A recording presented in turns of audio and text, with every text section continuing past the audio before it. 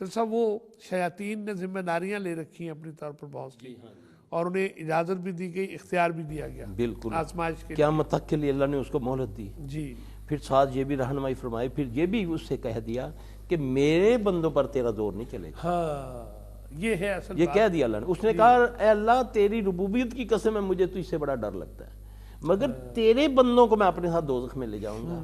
اب اللہ کے اور شیطان کے بندوں میں فرق کیا ہے کہ وہ دعویٰ جو کرنے والے اللہ تعالیٰ ہمیں ان میں سے نہ کرے، اللہ محفوظ رکھے، کہ جو نماز روزے کے پابند ہیں، سارے کام کرتے ہیں، معاملات میں ان کا معاملہ نہ بہن سے بہتر ہے نہ بھائی سے، لین دین کے معاملے میں وہ بالکل آگے نکلے ہوئے ہیں، تو ان کا شریعت کے ساتھ کوئی ایسا معاملہ نہیں ہے، نہ وہ کیوں کہ اللہ کا اصول ہے۔ جی نبی علیہ السلام صلی اللہ علیہ وآلہ وسلم دو دھرم دینے والے ایک صحابی جس نے قرضہ دینا تھا، آپ نے صحابہ سے فرمایا کہ جاؤ تم جا کر اس کا جنازہ پڑھ لو، یہ مقروض ہے۔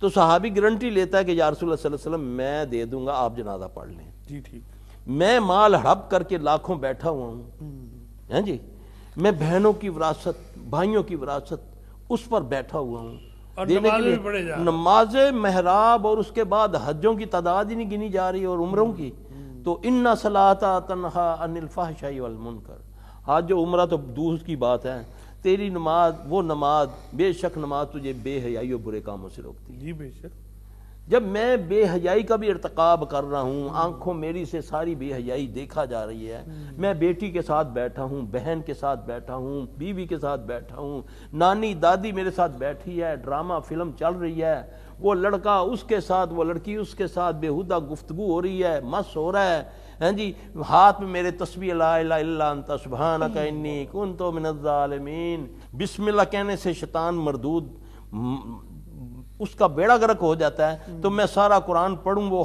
ٹس سے مس نہ ہو، تو پھر اس میں قرآن کا قصور ہے، یہ پڑھنے والی زبان کا قصور ہے، یہ پڑھنے والی زبان کا قصور ہے، اور اس پیٹ کا قصور ہے جس میں حرام ہے۔ حرام داخل ہو چکا ہے۔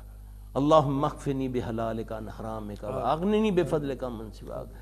صحابی آتا ہے عرض کرتا ہے یا رسول اللہ صلی اللہ علیہ وسلم بہت مقروض ہوں، آپ صلی اللہ علیہ وسلم نے فرمایا یہ دعا پڑھے تو احد کے پہاڑ کے برابر بھی اللہ تعالیٰ اس کا قرضہ اتار دے گا۔ سبحان اللہ۔ اللہم اکفنی بحلالک عن حرامک واغننی بفضلک عمن سواک۔ اب اس میں کون سا کوئی آپ نے کوئی اس کی تعداد بتائی ہو، کوئی ٹائم بتایا ہو؟